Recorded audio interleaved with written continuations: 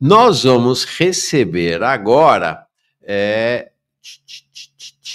a Luara Lott. A Luara Lott, ela é doutoranda nesse momento, mestre em Ciências Sociais pela UNB, do Departamento de Estudos Latino-Americanos, né? O negócio dela é Latinoamérica. E é, como eu, jornalista, formada pela Federal, a UFSC, a Federal de Santa Catarina.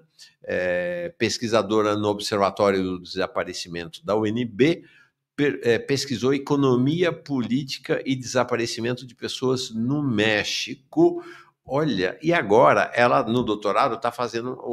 O tema dela é uma comparação entre as extremas direitas na Bolívia e no Brasil, desde o golpe lá e a eleição do Bolsonaro aqui. E teve também, assim como a Watanabe, não me lembro o nome dela agora, teve também na Bolívia, agora recentemente. Então nós vamos fazer uma conversa agora de pesquisa de campo da Luara lá na Bolívia. Olha, eu estou com uma lista de questões aqui, acho que vai ser muito legal essa conversa.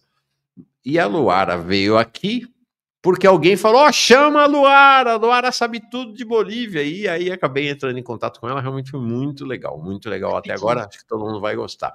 Oi, Luara, muito bem-vinda, que bom que deu certo. Oi, tudo bem? Obrigada por me receber aqui, na verdade fui eu que pedi.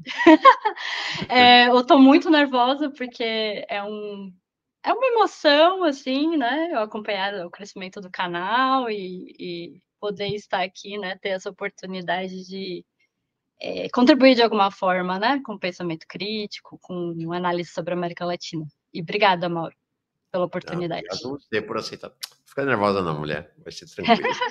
Vai ser tranquilo, vai ser uma ótima conversa, tenho certeza disso. Você, então, o que é, eu fiquei intrigado, o que é Observatório do Desaparecimento de Pessoas na UNB? O que é exatamente o campo de pesquisa de vocês lá? Na verdade, o meu doutorado ele não tem mais nada a ver com isso, né? Mas eu ingressei nessa... É uma iniciativa nova em parceria com o Ministério dos Direitos Humanos para entender e influir nas políticas públicas sobre desaparecimento de pessoas no Brasil, né? Como acho que o Mauro sabe, né? Eu mesma tenho livro publicado sobre desaparecimento de pessoas no México, né?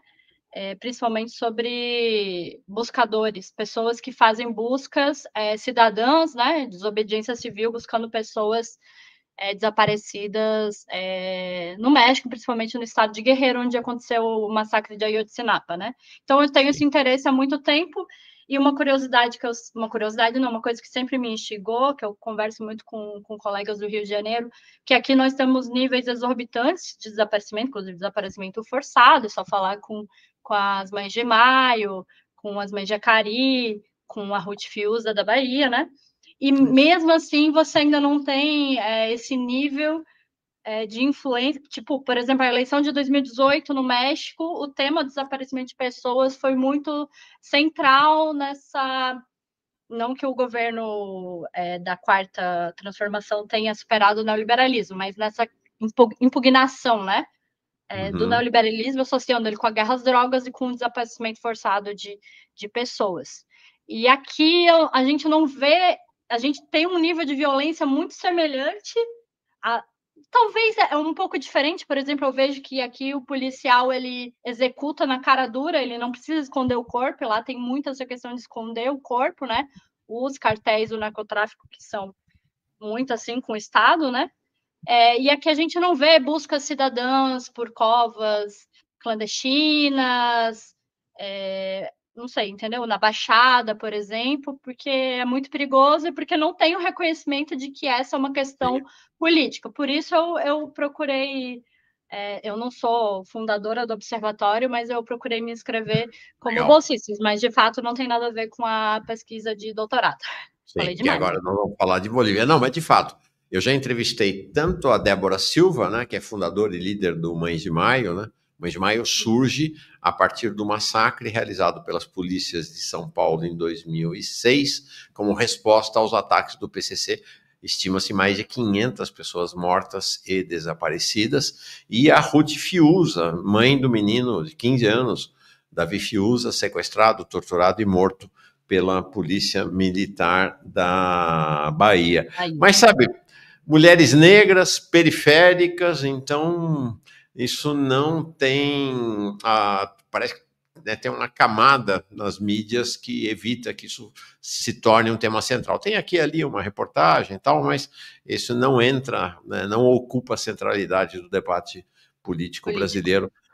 Se fosse 3 ou 4 meninas brancas de classe média de São Paulo ou do Rio de Janeiro, né, a coisa seria bem diferente. Tem um caráter de classe também, esse silenciamento, esse duplo desaparecimento, né? Eu acho que é importante. Bom, Luara, agora é Bolívia, né, que é o tema do seu doutorado, inclusive essa comparação das extremas direita. Eu queria começar te perguntando sobre um pouco o balanço, né, desses anos todos do governo do MAS, né? Foram 20 anos de governos, e que balanço você faz da trajetória desses governos que acabou levando a essa derrota agora? Bom, então, acho que o momento constitutivo que a gente sempre... A gente pode começar falando da colônia, a gente pode começar falando da Revolução de 52, do MNR, mas vamos tentar ir já para 2003, pelo menos, que foi... na verdade, antes de 2003, é muito importante falar de como começa uma sessão, né, de uma série de revoltas populares, de rebeliões populares.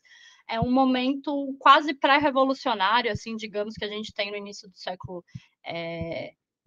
XXI na Bolívia. Por exemplo, em 2000, eles tinham como presidente Hugo Banzer, que foi um ex-ditador, que deu um golpe em 71, que foi parte do Plano Condor, que teve ajuda dos Estados Unidos, e fez uma ditadura muito sanguinária, assim como outras tantas ditaduras que tiveram antes e depois, né? São muitos golpes, eu mesmo não sei contar quantos golpes, a gente poderia ficar o tempo todo falando da questão do golpismo na Bolívia, dos militares e também do golpismo cívico, digamos assim. E teve a Guerra da Água, né? Em Cochabamba, quando tentaram privatizar a água, teve uma rebelião popular muito importante. Isso. Inclusive, quem estava no poder era o Hugo Banzer e o seu vice era Tuto Quiroga. Beleza.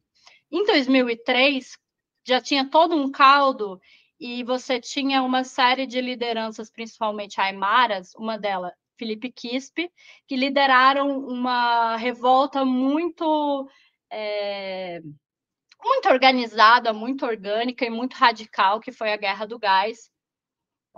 E o Goni, né, o Sánchez de Losada, que era o presidente então, né, o Hugo já tinha morrido e o Tuto já tinha saído do poder também, ele sai do país e a grande reivindicação era a nacionalização dos hidrocarburos, né, do gás. E uma das questões é que o povo boliviano ele não queria ser um exportador de gás, né? Era um povo que tinha uma demanda muito soberanista e que esse gás servisse para as necessidades internas do povo boliviano, porque eles iam vender para o Chile e depois para os Estados Unidos. E o Chile, eu espero que teve a Guerra do Pacífico, eles perderam o litoral para o Chile, então seria um entreguismo, assim, um nível muito as pessoas se sentiram muito desonradas com isso. Era uma coisa muito... entendeu?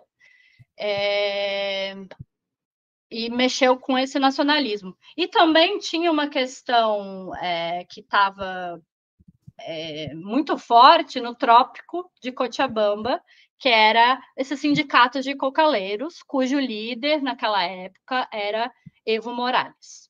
Isso. Né? Então é isso. Tá.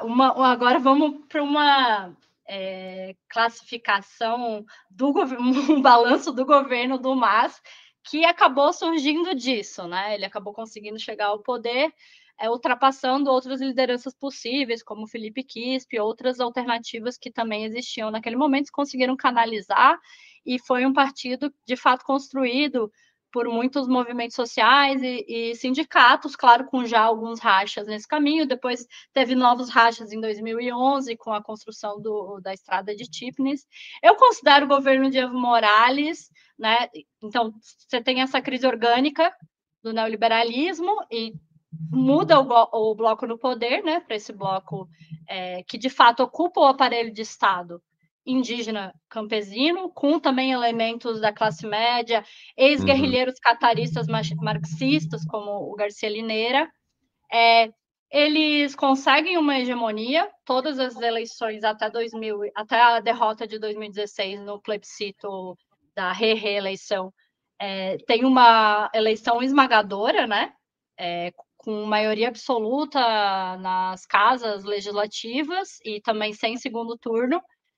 Então, constrói uma hegemonia durante um tempo, depois da derrota dos separatistas, dos autonomistas da chamada Media Luna, né, liderada por Santa Cruz, e conseguem, através dessa nacionalização do gás ainda, né, dependendo muito de transnacionais, tá? As transnacionais não saíram da Bolívia, o que foi uma redistribuição, né, desse excedente muito forte, com mais de 50% indo para o Estado.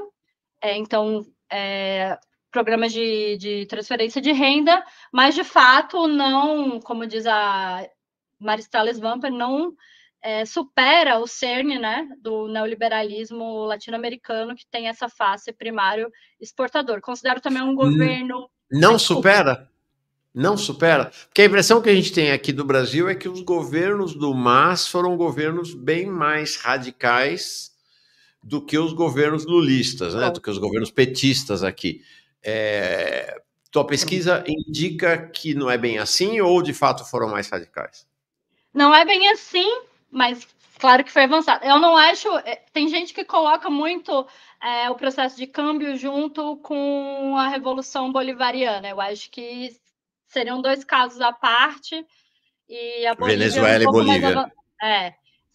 Eu acho que eu não botaria junto. Eu acho que a Venezuela está o Chávez esteve em outro patamar. O que eu posso falar sobre isso é que a Bolívia consegue avançar bastante também, porque eu considero que esse governo foi um governo bonapartista, sui generis, né, nesse sentido do populismo latino-americano, num bom sentido de mudar essa mediação governo-massas, né, um governo que mobiliza as massas, que tem base, então tem muita força para mudar a correlação, tenta mudar através do poder a correlação de forças. Então, nesse sentido, consegue fazer muitas coisas. Mas, diferentemente da Revolução de 52, o MAS ele promove mais uma revolução política, que talvez seria um primeiro passo, mas se você não quer mesmo ir ao esse nome do partido é uma longa história, né? Movimento ao Socialismo. Mas, assim, outra questão, por exemplo, que não foi modificada, que é muito importante, que eu considero também uma das raízes dessa ascensão de uma extrema-direita e de uma direita, é a questão do trabalho. Não teve uma redução, absolutamente redução nenhuma na informalidade laboral, continua em torno de 80%. As modificações que o MAS fez, tirando algumas retrocessos enormes que tiveram, né, desde 85, com a eleição de Paz Estenssoro, que foi o primeiro presidente da Revolução de 52, ele tira algumas coisas, né, tenta melhorar de novo, tenta recuperar algumas questões trabalhistas, mas isso não tem efeito nenhum, a ponto de que a gente vê que Bolívia teve uma diminuição muito grande da desigualdade, assim, dentro da onda rosa, ele se destacou nesse sentido, mas você vai olhar capital e salário, não, aumenta, né?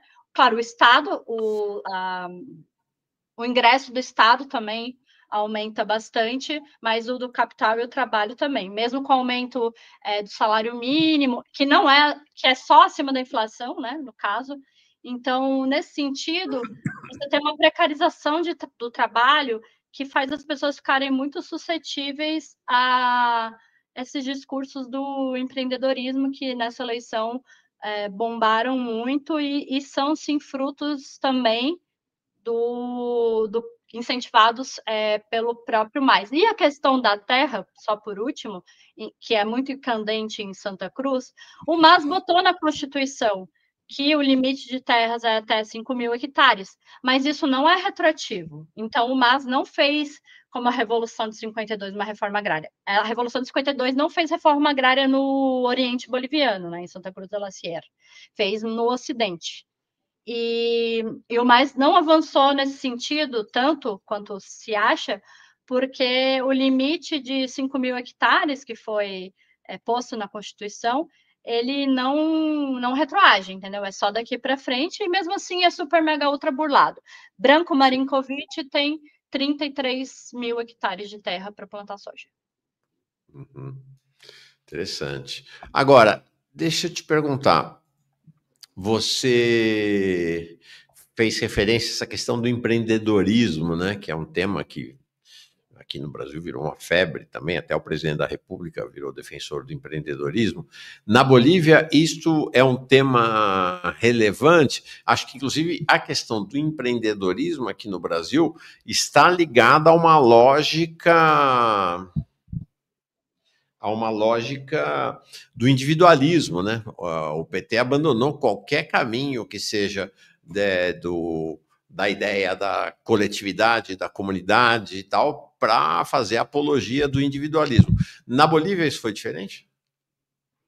Então, acabou que não, porque ao mesmo tempo que você é uma sociedade ultra organizada, é muito diferente da sociedade brasileira. Cada vizinhança tem uma junta vicinal, todo mundo está em algum grêmio ou algum sindicato, mesmo a direita, é super organizado em comitê cívico, câmaras. Mas mesmo assim, a sindicalização num primeiro momento, ela sobe lá para 2007, depois ela continua baixando. Essas organizações, a Central Única de Campesinos, o pessoal dos AIOS, Marcas e AIOS, né, que é um tipo de comunidade originária, todas essas organizações elas vão rachando. Sai do governo, né, do Pacto de Unidade, e se cria outra, ou o governo interfere nelas para quando vai perder a hegemonia do Mais e cria outra, né? Inclusive aconteceu isso agora com o próprio Mais, e isso vai criando um enfraquecimento, né, dessas organizações, e a questão da cooptação, e os sindicatos começam a ser vistos também, né, como corruptos, até por uma propaganda da mídia. Então, você tem... eu considero, né, que o governo do MAS, ele, na verdade, foi um governo que ampliou muito as relações capitalistas, né? Eu não sei se vocês conhecem o maior intelectual boliviano, ele se chama René Zavaleta Mercado. Ele tem uma teoria, um conceito que ele cunhou, que se chama sociedade abigarrada. Então, Como é e que é a um Estado sociedade? abigarrada. Ele considera que na Bolívia havia, né, até pelo menos a década de 80, várias formas, modos de produção que se interagiam, mas de uma forma muito desconexa, né? Então havia tipo, uma heterogeneidade estrutural muito forte, e onde sobreviviam de uma forma muito precária e muito ameaçada pelo Estado e pelo capitalismo e pelo capital mineiro e agrário, né, e oligárquico, mas sobreviviam, né, formas comunitárias como os aios, né, e o MAS, ele acaba diminuindo esse abigarramento. Na verdade, a Bolívia se torna mais capitalista, entendeu? Lugares onde não existiam relações assalariadas, de patrão e empregado, começam a existir, né? principalmente entre também as comunidades, por exemplo, entre os cocaleiros, né? Essas cooperativas todas, cooperativas mineiras que o Mais alentou, por exemplo, no Ouro, elas são empresas capitalistas, né? Visam lucro, o trabalho é ultra precário. E então, também outra coisa que era o projeto, né? Inclusive, a Arce era uma das cabeças, seria fazer uma substituição de importações usando esse excedente do gás, que seria esse excedente seria levado às pequenas empresas que tinham, na verdade, o emprego, né? Onde tinha emprego, né? Porque o gás e a mineração, elas geram pouco emprego, então esse excedente seria voltado para essas pequenas empresas, através de crédito e por aí vai, para fazer a substituição de importações. Não deu certo, mas criou, sim, várias empresas capitalistas de fato, né? Apesar da economia ter ficado totalmente informal ainda, né? Quase 80%, e muitas dessas empresas de pessoas indígenas. Então, a gente tem hoje uma burguesia aimara e tem uma divisão de classe entre os indígenas muito forte, que acaba também contribuindo para esgarçar esses laços de luta coletiva, né? Não é de cooptação e por aí vai. E então criou-se essa divisão entre os próprios indígenas que estavam na base do governo. E Álvaro Garcia Linera nunca escondeu isso, né? Na proposta de capitalismo andino amazônico, né? Então, eu queria agora que você falasse, antes de falar, que o teu estudo é extrema-direita, né? Vamos falar da direita e extrema-direita. Explica para nós, ou apresenta para nós sua visão sobre 4 figuras que me parecem central nesse processo ao longo dos anos. O primeiro é ele, Evo Morales. Evo Morales. Então, o Evo, nessas eleições, né? Eu não sei se por onde eu poderia começar, talvez sobre o racha, né? Que eu acho que pouca gente consegue entender o que aconteceu, porque é muito difícil de acontecer, entender para a gente também que é marxista, porque a verdade é que não tem um conteúdo de classe nesse racha. Não tem um projeto político alternativo. Na verdade, você houve um esgotamento desse modelo, entende? Uhum. E que não é culpa do Arce. Isso talvez iria acontecer com o Evo Morales. O problema é que o Arce tem uma incapacidade muito grande de mobilizar as bases como o Evo tinha, né? E o Evo não tem mais tanto. Então, assim, se você pensar que a primeira eleição o Evo teve 49% dos votos, eu estou juntando todos os votos, porque agora a questão do nulo é muito importante. Depois ele vai ter 60 de novo. Em 2019 ele já tem 47, né? Depois de ter perdido o referendo. E agora, somando os nulos, que de fato aumentaram muito, né? Foi 20%, geralmente era 3%. Somando os votos de Andrônico Rodrigues, que era a segunda liderança do Trópico de Cochabamba, dos cocaleiros, e somando os votos do MAS, que saiu com o ex-ministro de Justiça, o Castilho, dá tipo 25% no máximo. Então é uma queda muito expressiva. O que foi essa pugna entre eles? Ela começa lá em 2022, porque o estado de Santa Cruz faz uma rebelião, uma paralisação, um bloqueio bastante violento, morreram pessoas durante 36 dias. Eles praticamente param a economia, o estado que representa o maior percentual do PIB boliviano. E o Arce, segundo o Evo, acaba cedendo, né? Porque o que Santa Cruz pedia? Que se fizesse o quanto antes o censo populacional. Porque esse censo populacional ele vai determinar quantas cadeiras na Assembleia. É que eu estava lendo aqui o abigarrado. E também os recursos que recebem. Vocês sabem que lá tem uma briga gigantesca, porque a oposição geralmente fala muito que o centralismo é autoritário e eles querem autonomia. Já vem até dessa questão, até de uma índole, né, separatista. Então, o Evo Morales critica a forma como a Arce negocia, faz uma marcha para salvar a Bolívia contra os golpistas, o Arce não gosta que ele lidere essa marcha, Arce fica chateado que ele não escolheu os mesmos ministros que ele queria, né, porque ele ficou no exílio, então se sentiu deslocado, sentiu que tinha uma nova burocracia que não respondia mais ele. Evo é brigado há muitos e muitos anos, tem como adversário político a figura do Choquehuanca, né, que é o vice, né? Ele geralmente tem essa questão com outras lideranças indígenas que ele tenta minar com muita força, porque ele se sente muito ameaçado. E é ao ponto que essa briga gera que em 2024, 26 de junho, tem uma tentativa de golpe, né? De o Zúñiga, que tem um discurso Que é super uma das coisas confuso. mais estranhas que eu já vi até hoje, essa tentativa de golpe até hoje. Você tem clareia? O que aconteceu ali? Vou tentar explicar, porque realmente é muito difícil, assim. Isso, inclusive, nem foi tema nas eleições, assim, ninguém falou sobre isso.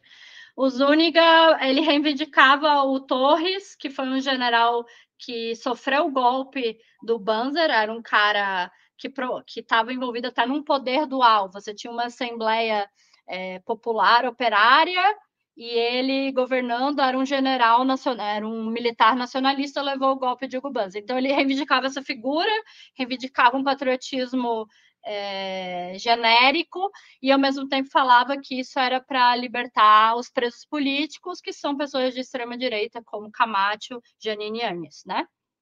Uhum. O que aconteceu? Num primeiro momento, todo mundo vamos se mobilizar para defender contra o golpe, a COB, os sindicatos e o próprio Evo Morales, né? Que nesse momento não estava com essa ordem de prisão, né? Que ele tem agora várias, né? Várias não, mas vários processos e uma ordem de prisão. Logo depois, no mesmo dia, inclusive a Janine Áñez tweetou, eu não sei, eles tweetam de dentro da cadeia, é engraçado. O Camacho tweetou todo mundo contra o golpe, ninguém defendeu o cara. Mas depois, mais tarde, Evo Morales e o MAS do Evo Morales, que o MAS já estava dividido naquele momento, começa a dizer que foi um autogolpe, que seria um fujimoraço, né? E é uma questão muito irresponsável, né? Você falar isso. Ele falou: quem levou golpe de verdade fui eu. Meio que com medo também do Arce usar aquilo politicamente para falar também que. Não, porque na verdade, por que eles iam derrubar ele? Se ele é neoliberal, se ele é pró-CIA, e várias outras coisas, né? Daí, isso aí já vai esquentando, o negócio é mil. Depois, Evo Morales faz uma marcha para salvar a Bolívia, que, na verdade, o grande intuito... Ele falava muito da questão econômica, da falta de dólares, da inflação, e da falta de combustível, principalmente, mas a grande questão era conseguir ser registrado, né? Não ser proscrito e poder registrar sua candidatura, ter o MAS devolvido, e por aí vai. Logo depois, acontece lá em Cochabamba, o Evo tá de carro, indo fazer o programa de rádio dele, e ele sofre um atentado da polícia boliviana, e poderia ter morrido, e, na verdade, o comandante disso era o Del Castillo, né, que foi o candidato. Não por acaso eles escolheram ele. Então, você pode imaginar, um chamando o outro de narcotraficante, de Nossa. amigo da DEA, de fascista, tudo que você possa imaginar. Mas, na verdade, além da forma de luta, digamos assim, o projeto político não tem diferença. A questão é que Evo Morales pratica métodos de reivindicação muito radicais, assim, Uhum. mobiliza, faz bloqueios, inclusive teve um bloqueio evista onde morreram 4 policiais. Então é uma coisa assim, muito forte mesmo. E boicotes, isso também atrapalhou a economia, né? Eu acho que também era o Sim. objetivo. O próprio Andrônico, quando era considerado um fantoche do Evo, ele barrava tudo, né? Na Assembleia, no Senado, que o governo quisesse. O governo queria aprovar coisas do lítio, barrava. O governo queria crédito, eles barravam. Então, é uma forma de luta que para a gente parece uma coisa assim que o PT, por exemplo, jamais faria, né? Vamos votar nulo para, em vez de botar um candidato substituto, a gente vai votar nulo, porque daí a gente tira toda a legitimação desse pleito político.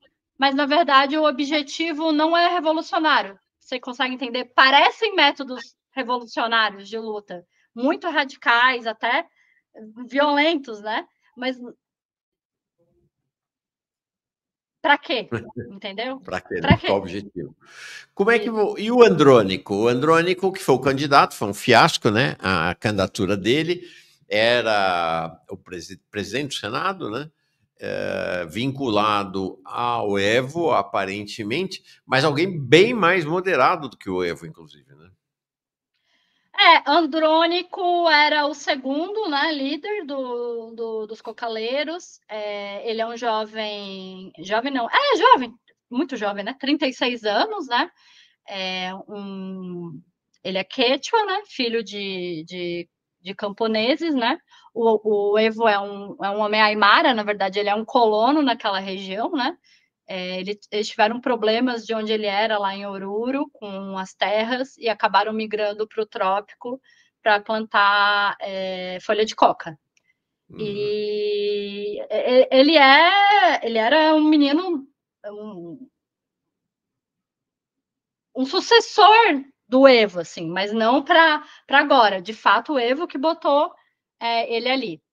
E algumas coisas que se percebe nessas eleições é que ele não consegue propor nada diferente. Ele só fica falando, não vamos voltar atrás ao neoliberalismo quando eu e minha família passávamos fome, a gente lembra disso, porque o Samuel Dória Medina, que estava em primeiro lugar, né, nas pesquisas, primeiro, ficou em terceiro, ele vendeu o lítio para o Marcelo Claure, que é tipo o Musk deles, é o maior magnata, ele voltou para a Bolívia dos Estados Unidos depois do golpe, né, no governo Janine Áñez, várias pessoas voltaram,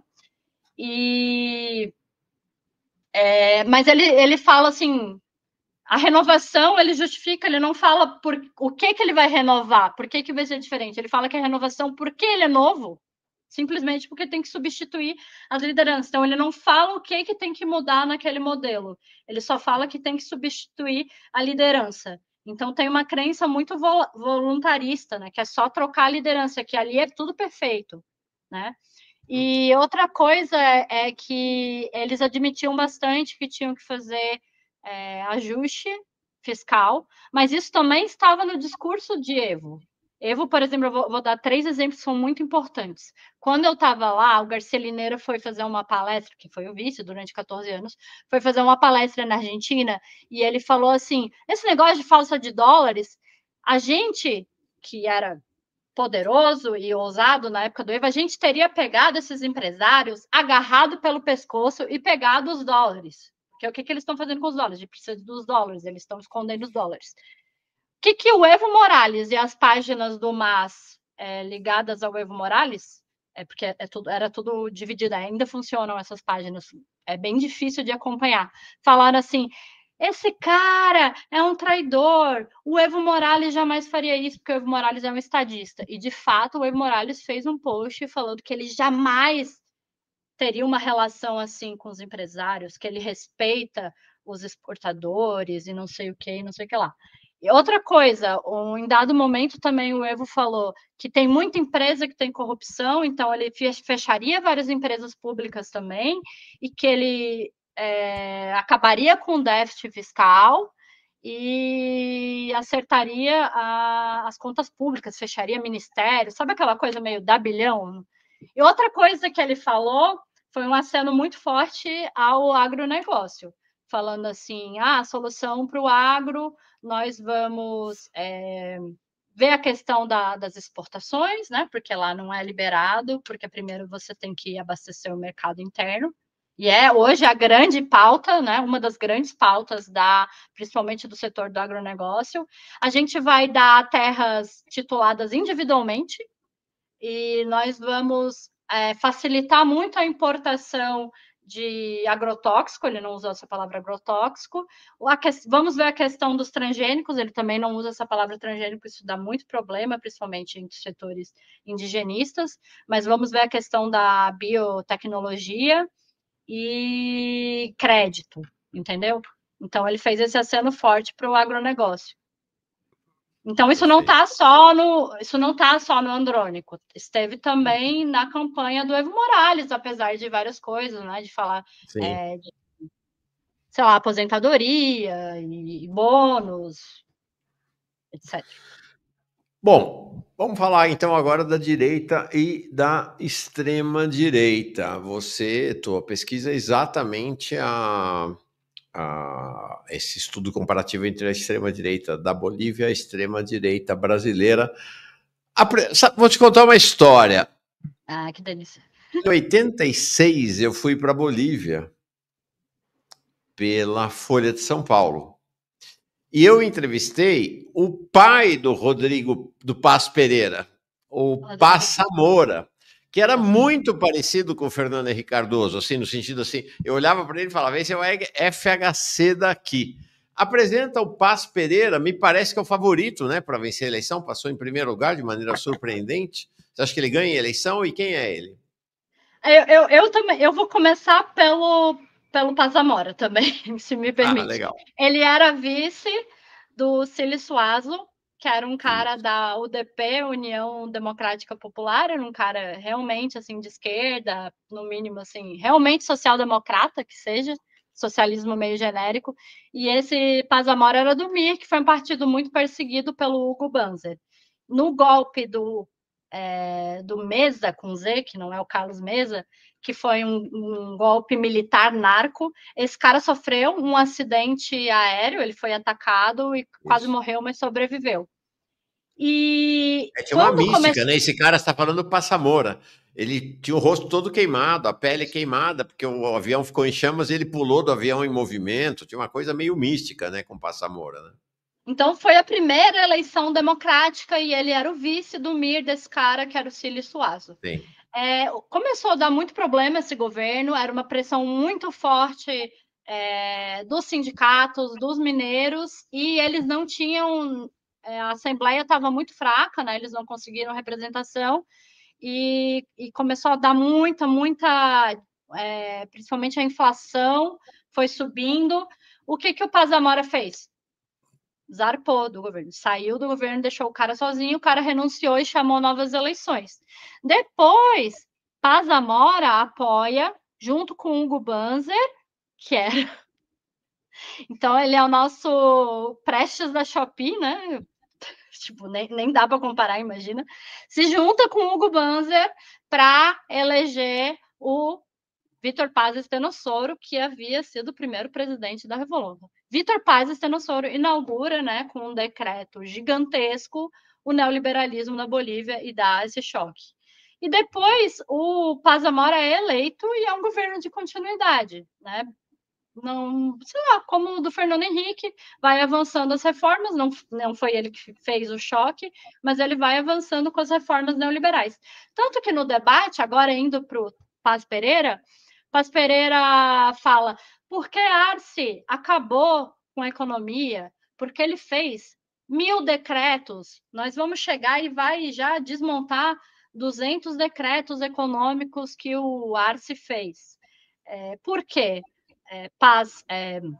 Vítor Paz Estenssoro, em um decreto, arrumou a economia boliviana. Ele está falando justamente desse decreto que inaugura o neoliberalismo na Bolívia. E ele não é neoliberal, nem ele, nem o capitão dele, né? Eles não são nem de direita, nem de esquerda, eles pegam as melhores ideias da direita, as melhores ideias da esquerda. Mas você vê todas as propostas dele, principalmente que ele fala nos debates, porque o plano de governo ninguém lê, é uma coisa genérica que foi feita por assessores, são extremamente neoliberais, começando por essa que está sendo considerada a coisa do capitalismo popular, que é pegar as empresas bolivianas que estão públicas, principalmente a questão do gás, e botar uma ação na mão de cada boliviano. Ele não explica como isso vai se dar, quantas ações vão ser, se a pessoa pode vender a ação Então, é a coisa mais neoliberal possível. E ele fala: vocês vão poder pegar essas ações para empreender. Para empreender. Ninguém fala de emprego mais, só se fala em empreendedorismo. Vocês vão poder. Eles estão roubando, eles estão pegando as aposentadorias de vocês para corrupção. Porque o problema econômico é a corrupção, está faltando dólares por causa da corrupção. Uhum. Vocês vão poder pegar a aposentadoria de vocês e botar onde vocês quiserem, e investir onde vocês quiserem. Depois, ele é contra a taxação das grandes fortunas. O Arce, em 2020, aprovou para 2021 a taxação das grandes fortunas. Ele também falou que é contra. Imagina, um social-democrata ser contra a taxação de grandes fortunas, isso aí simplesmente não existe. E a outra proposta dele, que foi até elogiada por exemplo, eu vi uma live do Raul Garcelineira, que é o irmão do Garcelineira, que foi guerrilheiro junto com ele, Felipe Quispe, falando assim: porque tem essa questão do salário universal para a mulher, que inclusive foi um adendo do Capitão Lara. Isso é muito interessante. E tudo lá tem que justificar falando que é para o empreendedorismo. Então ele falou assim: como as mulheres bolivianas são as maiores empreendedoras do país, nós vamos dar um salário universal para elas investirem no empreendedorismo. Você não pode justificar mais nenhuma política social sem dizer que é para beneficiar o empreendedorismo, que não é uma coisa que é para tirar as pessoas da pobreza, entendeu?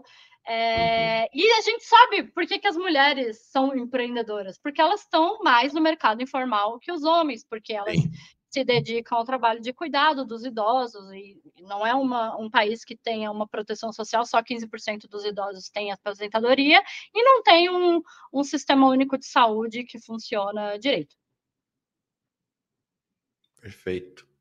Paz Pereira. Bom, e o segundo porque a conversa é que ele, o Paz Pereira, é a direita tradicional, a direita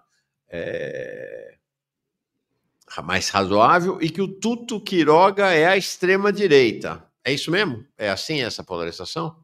É uma longa história. A gente pode começar falando disso com o primeiro discurso que Evo Morales fez, aceitando a vitória do Paz Pereira, dizendo que ela era devido à presença do Capitão Lara. E ele até fala: aos melhores candidatos. Que capitão é esse aí? Pera, explica. Que capitão é esse aí?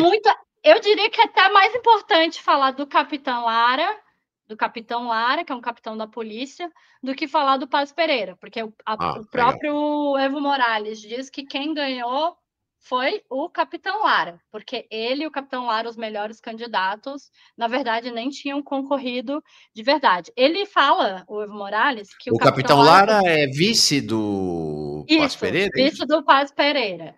Ele entrou lá nos 38 do segundo tempo, porque antes ele é um capitão da polícia que denunciou casos de corrupção e foi perseguido e exonerado da polícia, sofreu inclusive violência, chegou a ser preso. Eu não sei entrar em detalhes sobre esse caso de corrupção, mas isso teve uma repercussão gigantesca entre o povo boliviano, que é muito sentido com a corrupção policial, né? A polícia é muito mal vista lá, apesar da polícia ter sido tão importante, né? Mauro caiu? Não, desculpa. Não, aqui, durante o golpe de Estado de 2015. Então, ele ganhou notabilidade por isso, e ele fala que ele está em mão dura, que ele quer acabar com a corrupção, é um discurso muito forte contra a corrupção, e pena de morte não, mas prisão perpétua para corruptos. Ele foca muito o punitivismo dele na corrupção, mas eu tendo a achar que isso aí esse punitivismo vai se ampliar, porque ele já está muito disseminado, né, hoje na sociedade boliviana. E outra coisa que ele faz, que é muito importante, é que ele reivindica muito o Nayib Bukele. Ele é um cara que reivindica o Nayib Bukele, e Paz Estenssoro, que come de garfo de prata e não sei o quê, também tem reivindicado o Nayib Bukele, de uma forma muito... como diz Nayib Bukele, nós temos que inovar. Tipo, as coisas assim. E ele pegou isso do Capitão Lara. O Capitão Lara, em 2024, na verdade, ele estava numa aliança com um cara chamado um pastor presbiteriano sul-coreano, que já concorreu em 2019 e teve 8% dos votos, o que é bastante coisa. Inclusive, Evo Morales fala que ele tirou 8% dos votos dele, porque os pobres, a base dele teria, a base eleitoral dele teria votado nesse Xi Jinping.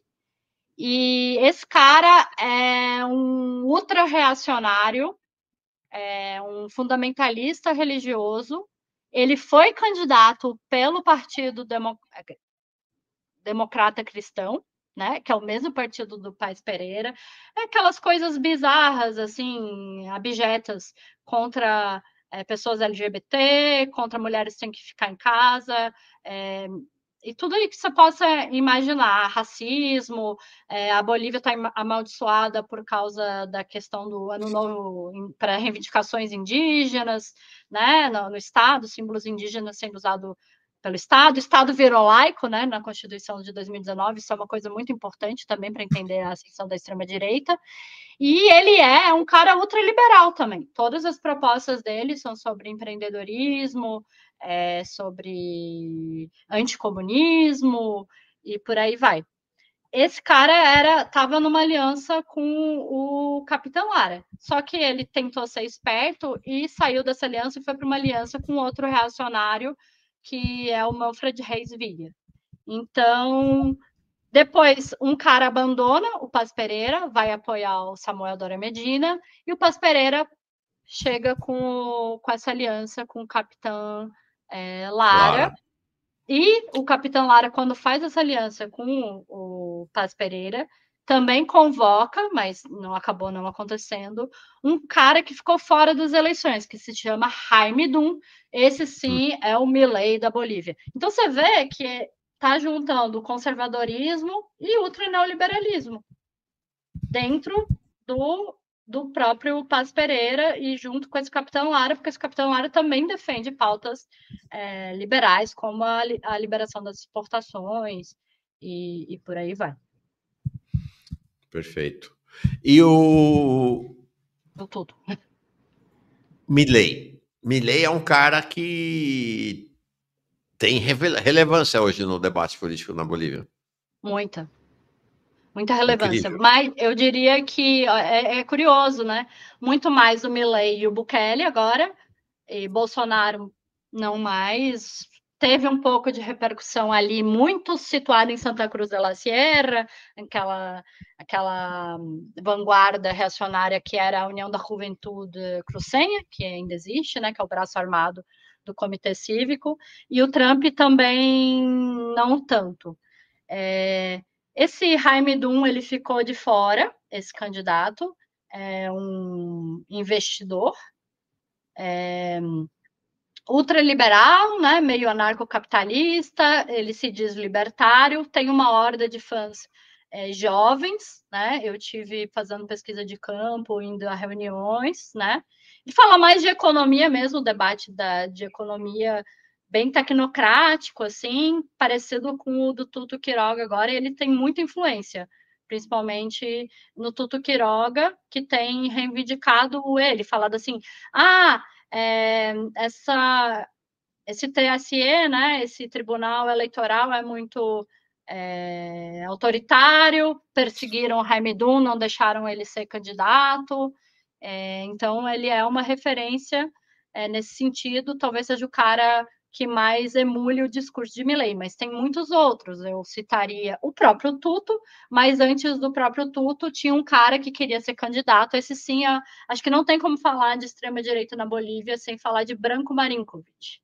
O Branco Marinkovic, ele esteve autoexilado no Brasil durante 10 anos, voltou para a Bolívia durante o golpe de 2019, o governo de Janine Áñez, e ele foi ministro da Fazenda e nesse período a Janine legalizou para ela umas terras que ele tinha sido tirado deles por questões ilegais, porque eram terras indígenas, porque eram terras griladas. Ele recebeu de volta essas terras, foi uma coisa muito corrupta, e ele se diz ultra neoliberal e conservador. Por exemplo, ele lançou a candidatura dele para presidente no CEPAC, aquele evento da extrema-direita. em Balneário Camboriú, junto com o Eduardo Bolsonaro, com o próprio Milei, foi lá que ele lançou a candidatura dele. Ele também faz bastante elogios ao Trump, e, obviamente, o Milei, ele tinha assessores de campanha do Milei, argentinos, né? Só que daí ele retirou a candidatura dele e tá assim com o Tuto Quiroga, né? Ele tá junto com o Tuto Quiroga, muito presente na campanha e muito forte, né, em Santa Cruz, que é o lugar dele, onde ele foi acusado de terrorismo, separatismo, lá nos idos da época da Constituição do MAS. É um cara bastante radical, um soieiro, né, um terrateniente, um latifundiário. Caminhando já para o final da nossa conversa, uma questão inevitável, né? Até porque é o centro, um dos centros, me parece, da sua pesquisa, que é o olhar comparado para a extrema-direita boliviana e a extrema-direita brasileira. Bom, eu não vejo muita ressonância do Trump lá dentro, tá? É muito difícil alguém evocar o Trump. Outra figura que é interessante, que não é muito evocada, a Jeanine Áñez também foi completamente abandonada, então não existe como existe aqui. A minha comparação ela é até bem complicada, porque aqui a gente tem um bolsonarismo. Aí eu estou falando do golpe de Estado na Bolívia, não tem a Jeanine Áñez não é um movimento. Tem um pouco o camachismo, mas ele acaba que ele não conseguiu transcender de verdade para além daquela revolta da acusação de fraude nas eleições, que eles conseguiram puxar uma grande parte da classe média. Outras questões que eu vejo que tem muito a ver com uma capitulação do próprio MAS em relação, por exemplo, ao ambientalismo, né? Que é um governo que fala muito da Pachamama, somos um governo de indígenas, nós preservamos a terra é nossa mãe, e, na verdade, desde Chipnis, né, que foi aquela estrada que tentaram abrir lá em Cochabamba, e os indígenas chamados de terras baixas lutaram muito contra aquilo, foram reprimidos, no final das contas o projeto foi deixado para trás, também com a questão da entrega de terras em Santa Cruz, ele baixou leis que aumentam, flexibilizam a queima, por exemplo, o desmatamento. Então, eu vejo, principalmente na direita cruzenha, essa questão do ambientalismo é muito forte. Por quê? Eles põem a culpa, eles dizem que a culpa não é dos ganadeiros, como é que fala? Dos pecuaristas, das pessoas que plantam soja. A culpa, na verdade, é desses colonos que foram entregues terras fiscais, né, terras devolutas, e eles são colonos coias, eles vêm das terras altas, são indígenas das terras altas, eles são bárbaros, eles são invasores de terras, e eles que queimam a nossa Chiquitânia, os nossos bosques. Então, eles falam muito de ambientalismo, falando que o MAS e seus sindicatos são os verdadeiros degradadores do meio ambiente. E, na verdade, é que os dois são, né?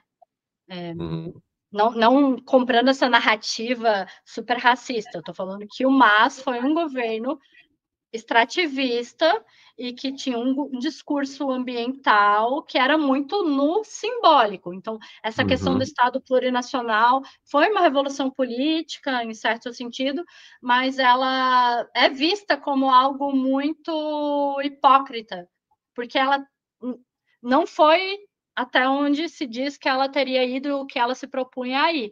Então, até a questão indígena, eles tentam comprar, eles falam que são defensores dos indígenas das terras baixas. Isso é uma grande diferença com a extrema-direita brasileira, mas é claro, isso é muito, muito oportunista. Eu vejo também, quando tem queimada aqui, eu vejo a extrema-direita. Não era eles que se cuidavam do meio ambiente e não sei o quê, mas não forte como na Bolívia de botar esse discurso ambiental, inclusive na extrema-direita, né?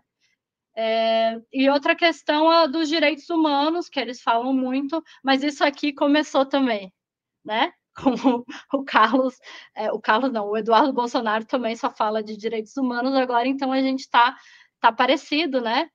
Esse perigo, né, que aconteceu na Bolívia desde 2016, quando a direita pegou, né, o discurso democrático para ela, no momento em que o Evo Morales ele desconsidera, né, que ele perdeu a eleição, o referendo pela reeleição. Então, eles têm esse debate para a democracia muito forte, mas desde o Milei eu vejo que eles estão falando muito mais de liberdade do que de democracia, que é uma coisa muito importante, né? Ela tem uma conotação.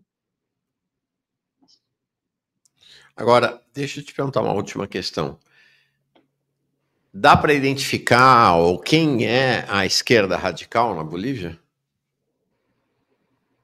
Não, Não? eles conseguiram enfraquecer de verdade a esquerda radical. Então, você tem uma degradação gigantesca, inclusive de pessoas que eram muito radicais de esquerda, que foram ligadas à luta armada, ou que viraram oficialistas, né?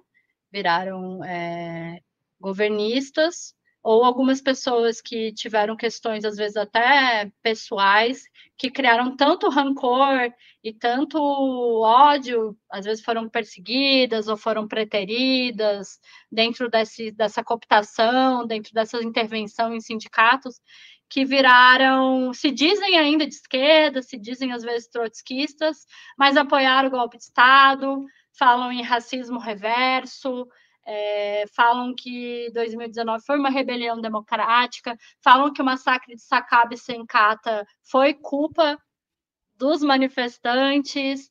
Então, é uma degradação gigantesca. Eu não vou falar nomes, mas tem uma figura que é muito conhecida nas ciências sociais, muito lida, que tem livros muito interessantes, que era muito ligada à questão indígena, que hoje está falando esse tipo de atrocidade. E em relação a partidos comunistas, nenhum tem registro. Teve um partido que foi fundado pelo Felipe Quispe, que foi um cara que era muito radical, ele foi guerrilheiro catarista, que era uma mistura de indianismo com marxismo, com vários limites também. Junto com Garcia Lineira e com o Raul Garcia Lineira, eles foram presos, depois eles brigam, se separam, esse cara também era de oposição ao MAS. É só por causa desse cara que teve eleições em outubro de 2019 na Bolívia, por causa de Felipe Quispe, porque ele faz bloqueios, né, no meio da pandemia, e vai para a radicalidade e consegue as eleições, porque o pessoal do MAS estava levando com a barriga. Então, esse cara tem uma certa esquerda radical no indigenismo um pouco, mas eles não têm participação eleitoral, por exemplo, até porque o MAS, durante a Constituinte, cortou essa questão dos indígenas se autorrepresentarem sem ser por meio de partidos. Então, todos os indígenas acabaram tendo que se inscrever no MAS, né, para poder aceder cargos públicos. Tem duas organizações que são de esquerda radical, mas elas são muito pequenas, uma é trotskista e a outra reivindica o Partido Comunista Boliviano e se chama JCB. Mas são muito, muito periféricas e pequenas, tanto que você vê que nenhum candidato de esquerda radical saiu, né? Saiu nas eleições. Tá bom. Outra coisa muito importante, Mauro, só isso. Ontem, o julgamento, o processo contra Janine Áñez pelo massacre de Sencata em El Alto foi anulado. Ou seja, o corpo do MAS mal esfriou e eles já vão soltar os golpistas. É isso que está acontecendo. Para tu ver o nível de imparcialidade da justiça boliviana. Já estão se preparando para o novo chefe. E também o Marcos Pumari, que era o líder cívico de Potosí, foi solto ontem, e o Camacho ontem foi para a prisão domiciliar. Então, já aconteceu, já foi. Olha só, que virada, hein? Que virada. Muita gente diz aqui o golpe foi uma virada de 360 graus, no sentido de que tudo acabou voltando para o mesmo no momento que Luiz Arce é eleito com 55%. Mas a gente vê que a crise de hegemonia de 2000 que começou em 2016 e teve seu auge em 2019, ela não foi resolvida. Porque, na verdade, eles não conseguiram restaurar a hegemonia e agora pagaram o preço pela capitulação e o reascenso de uma direita, na verdade, que é muito mais próxima da direita oligárquica, essa restauração oligárquica dos anos 90, do que com o bolsonarismo, eu diria. Sim, sim, sim. Apesar de ter uma forte influência, como eu tentei mostrar aqui. Tá, legal. Luara Lott, legal. Nossa, que mergulho na Bolívia. Adoramos. Conhecemos bastante sobre Bolívia hoje. O Tom Lisboa diz... show de conhecimento da Luara, Farol Brasil e Mauro, imprescindível, realmente foi muito, muito legal essa conversa. Luara, obrigado, então você fica aí como nossa consultora para temas bolivianos aí a partir de agora. Obrigado. Obrigada, Mauro. Muito bom, ótimo. Um grande abraço para ti. Um abraço, prazer em conhecê-lo. Tchau.